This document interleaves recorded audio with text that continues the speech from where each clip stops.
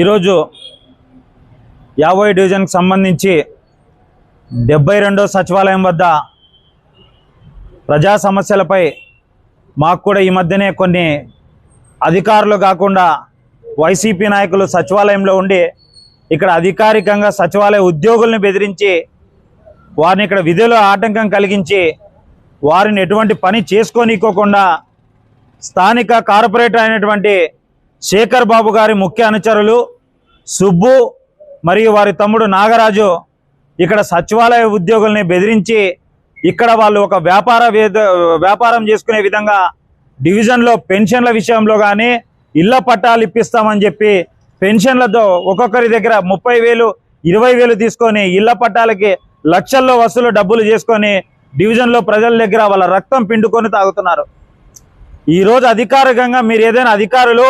లేకపోతే మీరు కార్పొరేటర్ అయితే ఇక్కడ సచివాలయంలో కూర్చొని ప్రజల సమస్యలు పరిష్కరించాలి, కానీ ఈ విధంగా సచివాలయంలో కూర్చొని సచివాలయ ఉద్యోగులు ఉపయోగించే కంప్యూటర్లని వాళ్ళ చైర్లలో కూర్చొని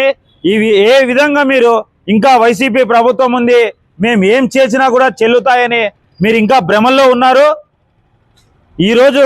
తెలుగుదేశం ప్రభుత్వం కానీ బీజేపీ కానీ జనసేన కానీ కూటమి ప్రభుత్వంగా ఏర్పడి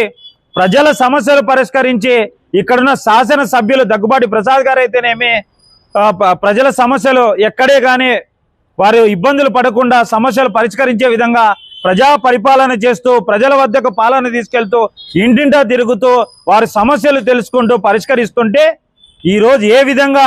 మీరు అధికారుల వెబ్సైట్లు ఓపెన్ చేసి సదరం సర్టిఫికేట్లకు కానీ పెన్షన్ల విషయంలో కానీ ఇళ్ల పట్టాల విషయంలోని మీరు ఏ విధంగా అధికారుల చైర్లో కూర్చొని వారి సిస్టమ్స్ ఉపయోగిస్తారని చెప్పి సూటిగా ప్రశ్నిస్తున్నా।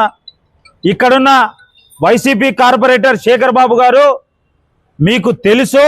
లేకపోతే మీరు వెనకుండి వీళ్ళతో నడిపిస్తున్నారో కానీ దయచేసి ఇలాంటివి మీరు గత 20 ఏళ్లుగా ఇక్కడ ఏ విధంగా అవినీతి చేశారో వాటిని మానుకోవాలని ప్రజలకు నిజంగా మీరు పరిపాలన కానీ వారికి ఏదైనా సహాయం చేయాలంటే ప్రజా మద్దతుతో చేయాలి, కానీ డబ్బులు దండుకొని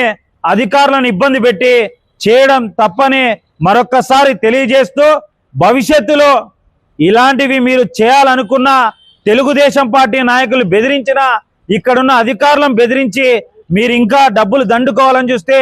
దయచేసి చెప్తున్నాం మరొక్కసారి ఆఖరిగా ఇలాంటివన్నీ మానుకొని మీరు ఏదైనా మీకు ప్రజాపాలన చేయాలనుకుంటే ప్రజల వద్దకు వెళ్ళి సమస్యలు తెలుసుకొని వాటిని పరిష్కరించండి, కానీ భయభ్రాంతులకు గురి చేస్తాం మేమేమైనా చేస్తామనుకుంటే ఇంకా ఇక్కడున్నది మీ వైసీపీ ప్రభుత్వం కాదు ప్రజాప్రభుత్వం। ఇక్కడున్న ఎమ్మెల్యే దగ్గుబాటి గారు ప్రజలకు సేవ చేయాలనే ఉద్దేశంతో ఆయన ఇంకా మీ మీద దృష్టి పెట్టినట్టు లేదు, దృష్టి కూడా త్వరలో పెట్టబోతున్నారని తెలియజేస్తూ నమస్కారాలు।